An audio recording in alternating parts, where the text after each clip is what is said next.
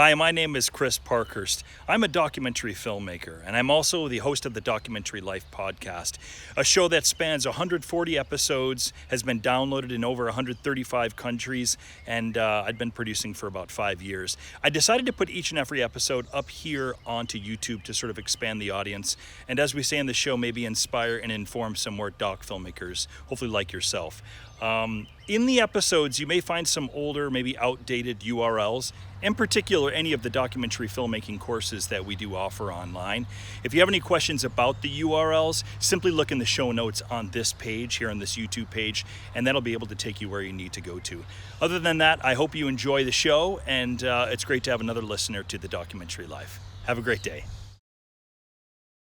Microphone check, 1, 2. CC, hello and welcome. CC, hello and welcome. 1, 2, 3, 4, 5, 6. She sells seashells by the seashore. She sells seashells by the seashore.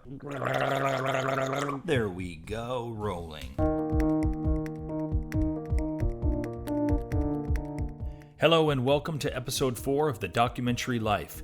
This is a podcast that sets out to inspire and educate each and every one of us on what it means as well as how to best lead a documentary life. I am your host, Chris G. Parkhurst, and I'm excited to have you join us today and excited to hopefully better help you live your own documentary life. If this is your first time listening to the show, welcome aboard. It's great to have you with us. I will encourage you afterwards to go back and listen to the first couple of shows where we discuss what this show is all about and what we're trying to achieve with it. In those shows, you'll also get a better idea of who I am and just why I've decided to do this podcast. If this is not your first time and you're back listening to another episode of The Documentary Life, well, thank you for coming back and for continuing to be an important part of the TDL community. One of the things that I mentioned early on in one of last week's episodes is the ability to do other things while you're listening to the show. If you so choose, you can kind of have it on in the background. I do that a lot with the podcasts that I listen to, so I don't mind at all if you do. I actually like the idea that you might just be listening to this show while you're doing your workout or in your car driving home from work, or maybe even have a pair of headphones like my brother Brian does, listening while he does the dishes. I think that's great. It's one of the really cool things about podcasts is that you don't have to give your full attention to the entire show. You can kind of go in and out and pick and choose the moments that you'll want to give your attention to. Besides, I would never expect you to give your full attention to an entire episode anyhow. I know what it is to give 30 to 60 minutes of valuable time to anything. It's damn tough is what it is. Steph and I have 2 kids younger than the age of 3. We both run our video production business, Barong Films. She produces her blog, Blondie Loves Plants. I produce this podcast. We both produce our feature documentary, Elvis of Cambodia. And of course, I work freelance as a DP director. The list goes on, so I know what it's like to not have very much time to do things. You have to juggle, you have to multitask. Well, and hopefully you're not like me, who isn't very good at multitasking. So I really appreciate that you're giving any time at all to listen to this podcast.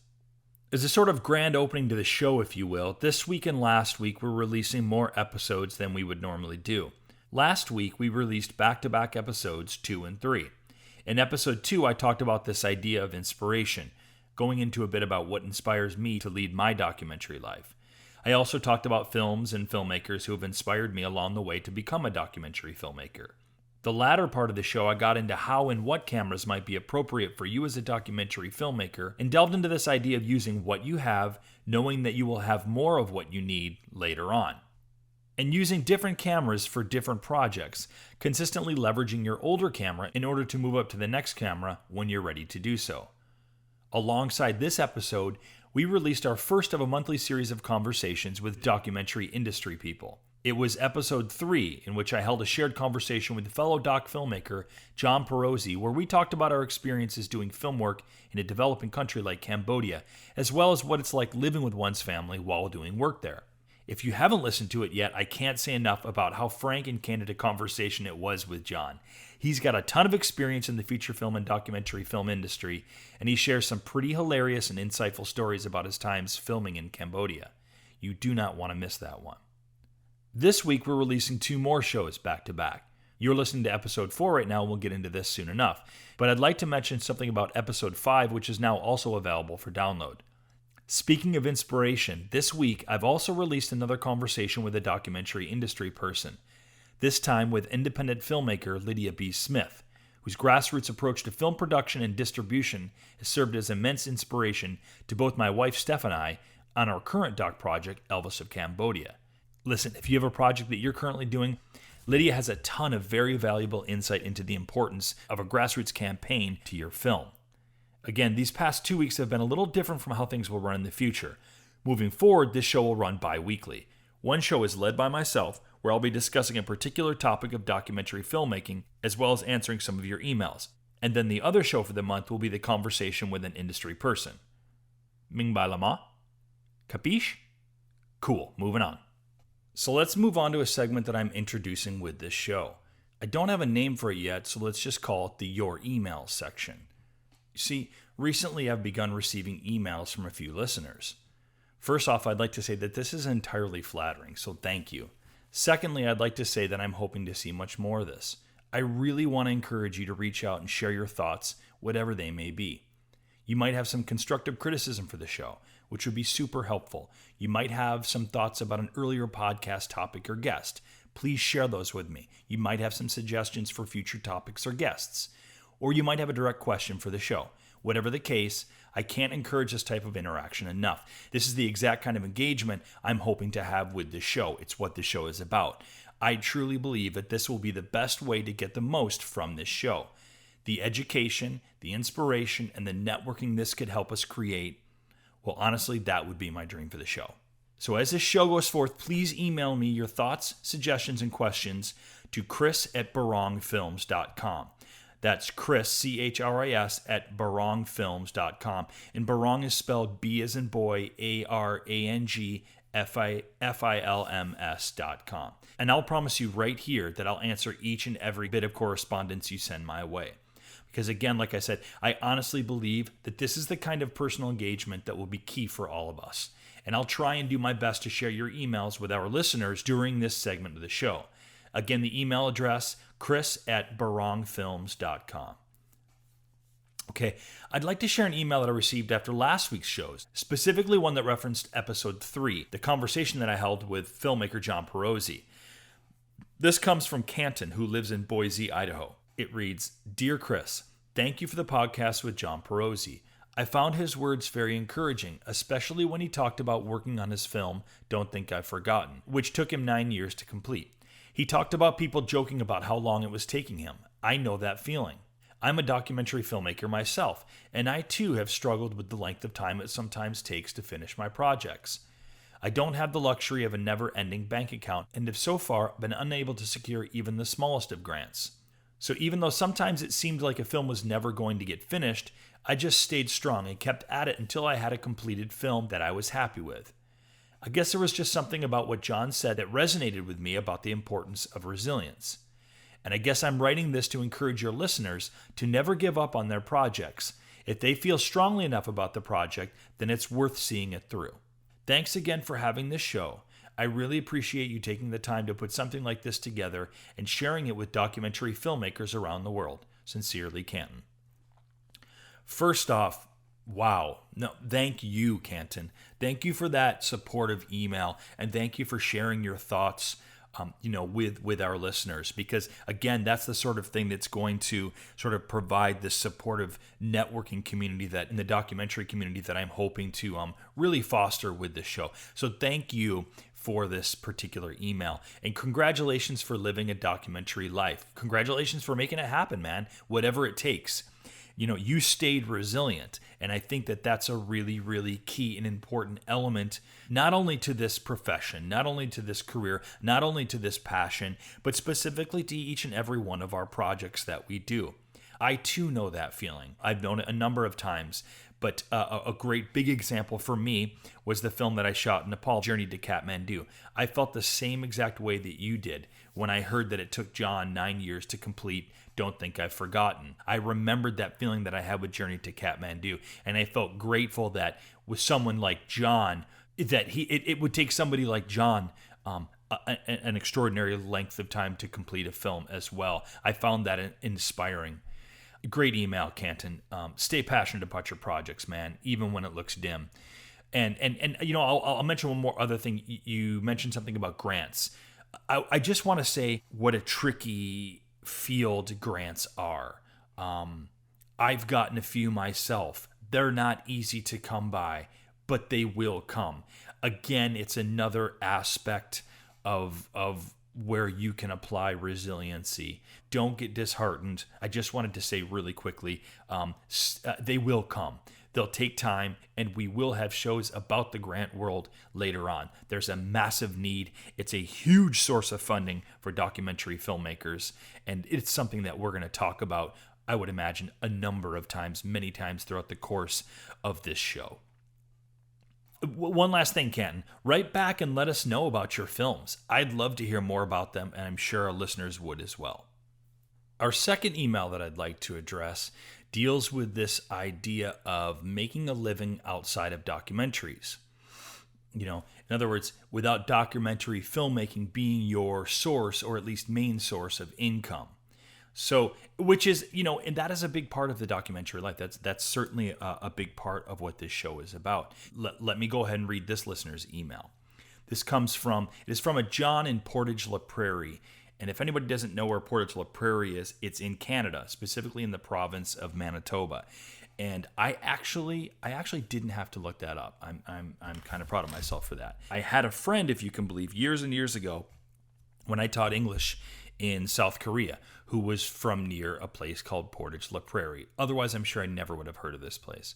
At any rate, this email is from John in Portage La Prairie, Manitoba, Canada. It reads, Chris, your show aims to be about helping your listeners, as you say, lead their documentary lives.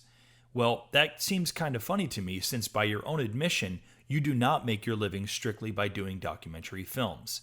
So how can you be doing a show about doing this if you yourself are not? First off, let me say that's a completely valid question. Totally get it, absolutely understand where you're coming from and why you would ask that. And I'll answer that by saying a couple of things, which will probably turn into a few things. The documentary life is not about how to make an entire living doing documentaries. There are people, of course, that are doing this. I don't know very many. And we will, through the course of this, through the run of this show, we'll talk to people who do make their entire living doing documentaries. This show is not meant to be able to guide you to do that full time. If you can, that's great. That's wonderful. If that's something that you want to do, I hope that this show will give you some of the networking, the tools, and the resources to be able to do that. And then you can come back and we can have a conversation together, and we can share that with other people on this show. That would be awesome. But more importantly, this show, it's not about people who make their entire living doing docs. It's about this idea of leading and living a documentary life, which is about how to best live your life that allows you to proceed with your passion of doc filmmaking. So you're right. I do not make my entire living doing doc films. In fact, a tiny percentage of my income comes from the documentary filmmaking at all. The majority of my income comes from working in commercials, corporate video, and reality TV. It's a big mixture. A couple of months ago, I was filming on the set of the reality TV series Little People, Big World. 2 weeks ago, I was shooting some higher-end in-house corporate video for Intel. This past week, I shot an LA-based filmmaker's documentary project about an artist living with multiple sclerosis. But I don't mind this. I actually like it like this. I like to work my chops in different realms, in different areas of film and storytelling. I find it exhilarating. It keeps me sharp. It keeps me, again, connected with other ways of storytelling. Would I rather only be doing documentary films? Maybe, but I'm not even really certain of that. What I do know is that I am able to support myself and my family practicing what I love to do, the craft of filmmaking. And this, in turn, enables me to work on my documentary projects. Now, I say the craft of filmmaking, but it really could even be broader than that, the craft of storytelling. That might be a better way to put that. I want to remind listeners of the importance, maybe even the advantage, of having other means of work and income while you pursue your documentary filmmaking path. I might even argue that it's necessary. If all of the documentary filmmakers making documentary films were just that, only documentary filmmakers, we'd end up with a pretty boring, a pretty homogenized view of the world, wouldn't we? People from different backgrounds, cultures, income brackets, interests, whatever, making documentary films allows for us to see the world through another's lenses. that opens our heart. It opens our minds up to the world. And that to me is incredibly exciting. So if you're paying the proverbial bills by delivering pizzas, landscaping yards, selling pools and fireplaces, or being some semi-famous film director's assistant, if you're doing this while you're making your documentary film or films, you're doing exactly what this show is about. You are living and leading a documentary life.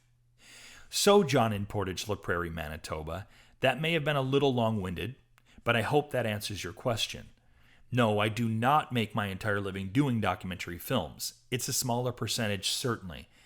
But I do hope that my experiences, my thoughts, my stories, dare I say my wisdom, as well as our other guests' experience, stories, and wisdom will educate and inspire others to be living and leading their own documentary lives.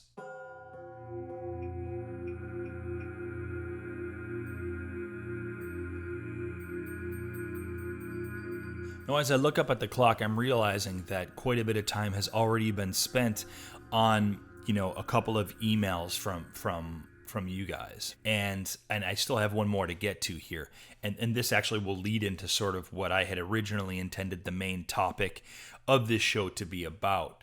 But I want to say, I'm okay with that. I'm okay with even the bulk of a show occasionally being answering questions or reading thoughts and suggestions from you guys. Again, I cannot stress enough the importance of that, because we're trying to build here a supportive and networking community for us to all be, doing our documentary films, doing our projects, and sort of leading our documentary lives. And so, yeah, I'm completely okay with that, and I hope that you guys are too. So we'll finish out this show with this this last email that I'll read from a listener who comes from Buffalo, New York. Her name is Kristen, and Kristen kind of will lead us via this email into sort of the last topic, or what I had initially hoped the main topic of the show to be, which is about music and scoring your film. Basically, and I don't need to read this email out, it was very short and succinct. Kristen from Buffalo wanted to know where I got some of the bumper music that I've been using for the first few shows. And I'm assuming she means the music other than what was used in the conversation that I had with John Perosi, which, of course, a lot of what we talked about was Cambodia and filming there. And so I used music that came from Cambodia, specifically music that was on the soundtrack for his film, Don't Think I've Forgotten.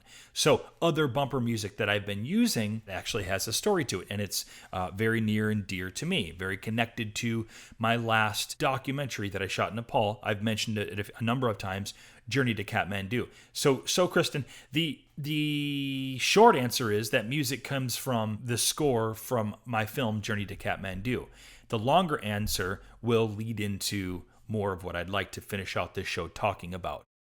The score for Journey to Kathmandu, I absolutely love. I wanted to use it for the show. I really wanted to share it with more people. I'm testing it at the moment in these shows to kind of see if it sticks. I may change it up later on, but for now, I love this idea of giving it another life and like I said, sharing it with more people, because I do think it's fantastic. The composers are colleagues and friends of mine by the name of Samuel Ross and Jared Jensen. I've worked with Sammy a number of times over the years. In fact, he and I kind of got into the film industry together working as I was going to say production assistants. We certainly worked as PAs, but initially the very first work that we did together was on the set of Twilight. Yes, Sam and I did locations work on Twilight. We were locations assistants on Twilight. At any rate, Sam is, and also both Sam and Jared are amazing musicians here locally in Portland, Oregon. How did the score come to be? Well, I was inspired by some music initially that I'd heard well before filming, well before any film was even shot. It was for a fundraiser for Journey to Kathmandu, held about 2 months before I left town to go shoot in Nepal. I had a bunch of local artists who were giving musical performances at this fundraising event, which was really was a really nice cross-cultural event that we were holding. A gentleman by the name of Enrique Ugalde, a.k.a. Soraya, which is the name that he performs under, he's one of the world's leading Tuvan throat singers.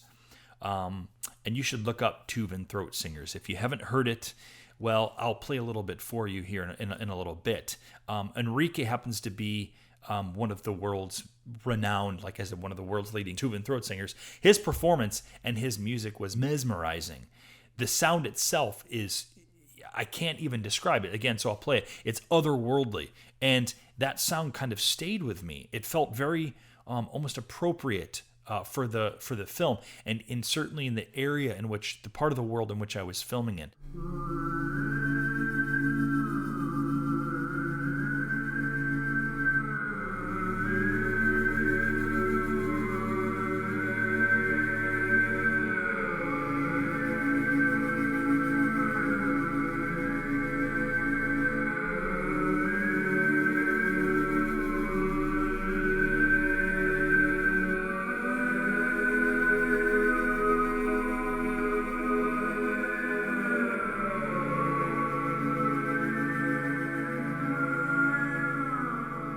So fast forward a couple years later, Sam Ross and I are on set together, and I hear him sort of jokingly mimicking this style of the tuba and throat singing. And come to find out, Sam had taken vocal lessons from Enrique Ugalde. And the rest is really sort of history, because then I approached Sam and then his friend Jared, and they both agreed and came on board and did this incredible job of building the musical accompaniment to the storyline. Now, I am not understating this enough when I say that the music completely changed.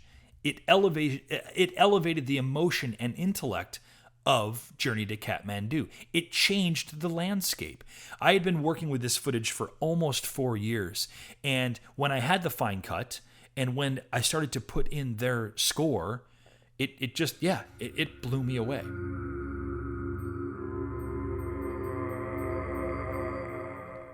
I don't need to stress the importance of score to a film. That's something that I think we all inherently get as artists, or specifically as filmmakers. So I won't go into explaining the importance of a score. Instead, I want to talk to you about ways in which you can find music for your film. I think, first off, an obvious thing that you can do to help yourself is to become familiar with the area of score music and soundtracks. How can you do that? Well, you immerse yourself in it. Immerse yourself in that world. Watch films with this purpose in mind, really paying attention to what and how things work in scenes alongside the music. Or, and maybe even a better way to put that is how music propels and moves the story forward. And so it's almost as if you're watching less about the visuals and more about what you're hearing. So kind of study the music that's being used for films. And probably a number of you have already done this. And if you're like me, I love the music that gets used for a lot of films. How can you get your hands on music for your film projects? Go to music schools if you have them in the area. Go to colleges, universities. I found that students are often looking for visual artists that would like to give their music some free publicity, because really that's kind of what it is, right? It's free publicity for them. If they can get their music onto somebody's film project, that film hopefully will be seen. And if it's seen, then their music is going to be heard. You could also use Craigslist. I've done this a number of times. Go to Craigslist.com or Craigslist.org. Craigslists are now throughout the world, so put your city name, then .craigslist.org, and chances are something's going to come up. Look in Craigslist for people who want to supply music. Look for musicians who want to offer up their music for film projects, or maybe even better yet, put an ad up yourself. Describe your film, describe the kind of music that you're looking for, and people will come to you. They will write back to you. Another thing that I'll say is, don't be shy about reaching directly out to artists you may know. I say that because you might be surprised, and I can illustrate that with a little bit of a story here. You may or may not be familiar with a band by the name of Godspeed You Black Emperor. Godspeed is known for creating this sort of this music that is this has an orchestral, at times cinematic feel to their music. There are no lyrics per se. There's no singing. There are voices at times, but that's more of like almost what we call like found footage in filmmaking. There's There's bits and pieces and bites of cool sound bites occasionally, but generally it's this full a band which is made up of an ever-changing group of musicians based out of Montreal. The last I'd heard, the last I knew, and their music is very cinematic and powerful and emotive sounding. I'd been editing the film Bomb Hunters, which I worked with another gentleman in Cambodia. And I was editing this film and listening to Godspeed You Black Emperor at the time. And the music just seemed, it seemed perfect for the film. So I started cutting scenes to this, knowing that at some point I was going to have to, of course, strip that music out and it would later need to be replaced. And of course, that would probably greatly affect the edit. It's one of those sort of no-nos that most people will say is, look, never put copyrighted music into your edits, never edit to it, because you're not going to be able to use it and you're going to have to, it's going to change the edit. So when you do put film in, it's going to change the look and feel of the edit. But I couldn't help myself. And like I said, the music was perfect for it. The artwork for this album, Yankee UXO, which was the latest Godspeed You Black Emperor album at that time, the artwork showed UXO and bombs, and it had like these political messages within the liner notes, and it somehow, and of course the music itself really captured the look and feel of a lot of what we were trying to talk about in our documentary. So I used the music as a temp track anyway. The thing you have to know about Godspeed is they didn't even allow their music ever to be used for commercial purposes. Many times, filmmakers, directors, movies, and commercials had reached out to them over the years because, like as I mentioned, their music is so cinematic. But they always either didn't get a reply or they were politely told, no thanks, buddy, we don't do that sort of thing. I think most people would have never even bothered asking. But again, the music felt so perfect that we thought, what the heck? Why not even just send out an email? That's easy enough to do, right? So we did. We sent out an email, and amazingly, within a day, we got a response back from one of the members of the band. And he replied, much to our amazement, very positively and said, yes, you can use our music. Yes, you can use these particular songs. This is the kind of social story that we like to get behind. And you know what? If you ever make any money on this film, great. Maybe you can cut us a check. If not, no worries. And it was basically this idea of like, we agree with the type of message you're presenting with this film. It's the kind of projects that we like to align ourselves with. And so here you go. And it was just like mind-blowing because, of course, Godspeed You Black Emperor. Wow, they'd never given any music to a film before, and they gave it to us essentially for free. And to this day, to my knowledge, I don't think their music has ever been used in any other films, with the exception of Danny Boyle, who was able to use one of their songs for 28 Days Later. We remain one of the only films to have ever been granted permission by Godspeed to use their music in our film. A bit long-winded there, but my point was, don't be shy about reaching out to artists who you would maybe assume there's no way that you will be able to get them to give you their music at little or to no cost. I also would like to talk about royalty-free music, and that is a very specific verbiage, royalty-free music, RFM, and understandably, it's a bit confusing and almost kind of misleading. It looks and appears as if, yes, this is where I can go to get free music, but that's actually not the case at all. In reality, royalty-free music, in the most basic terms, it means an artist simply isn't making royalties from the use of their music. Instead, they're being issued basically a one-time only payment, regardless of how many times their music gets played in, I don't know, the latest AT&T commercial or what have you.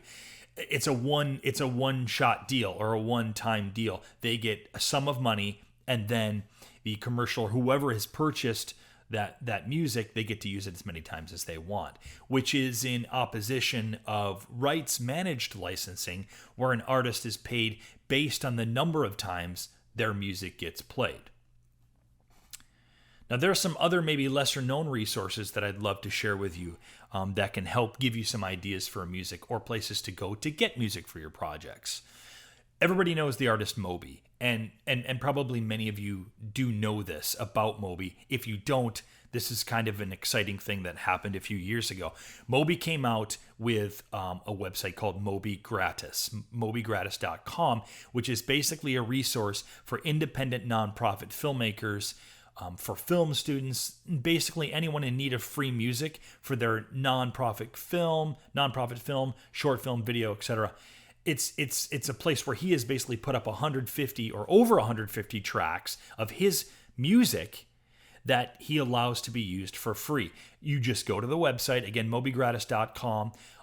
You look and you listen to the tracks, you find out what you want to use, and then you fill out this short, simple online application.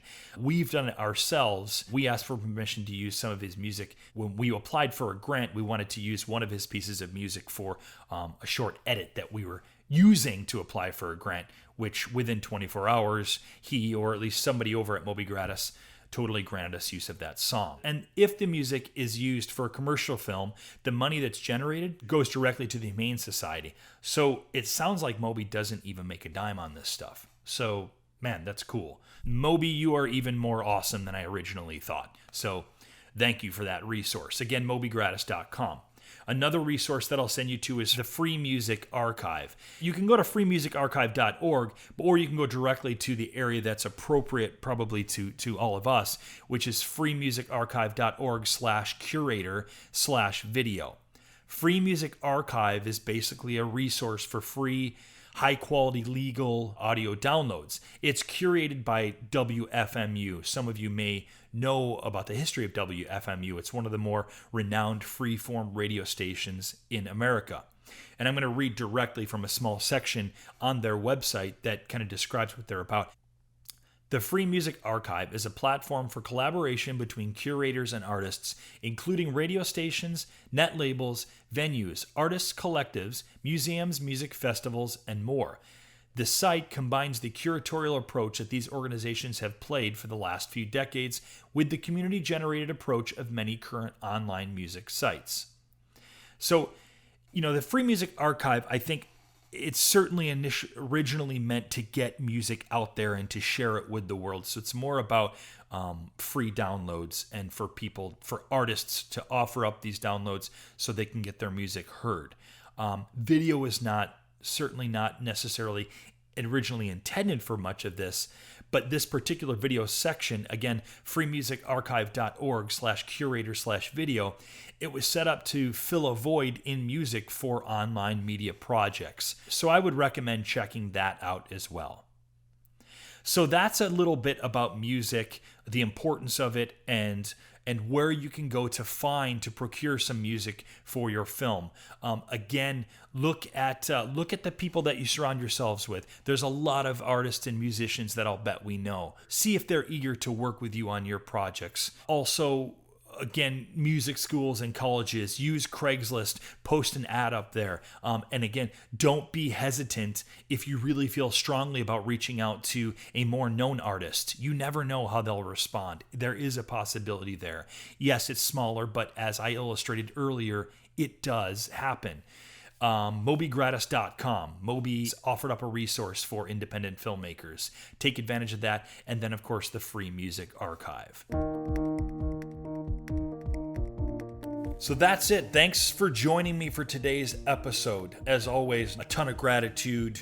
You guys are what makes this show possible. And as you heard through this particular show, I want to encourage you to be dialoguing with me, and then I can dialogue more with you guys and share that information and build that networking and community.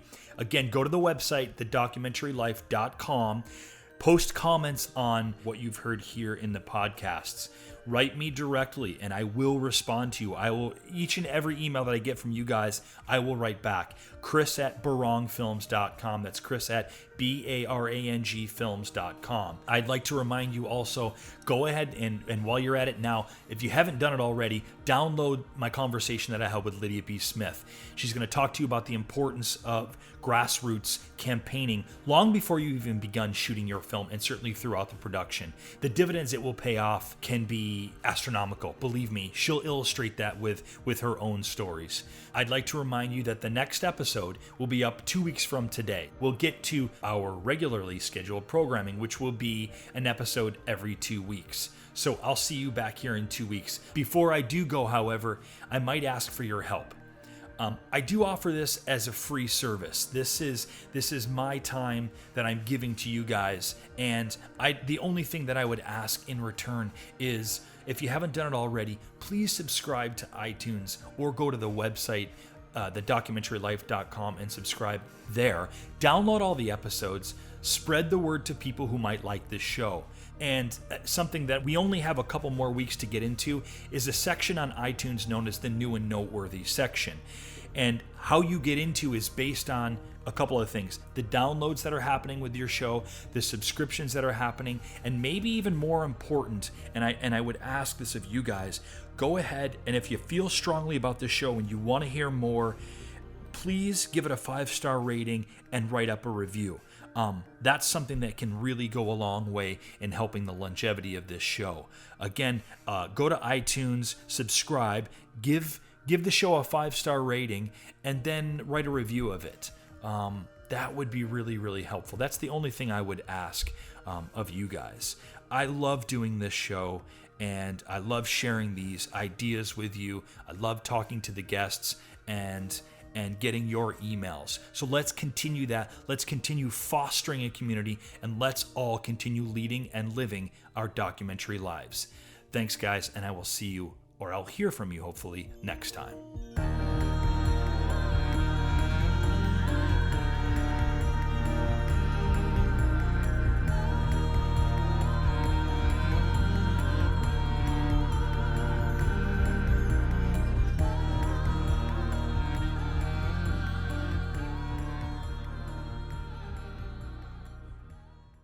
Thanks again for listening to the show, and remember to like and subscribe to this channel.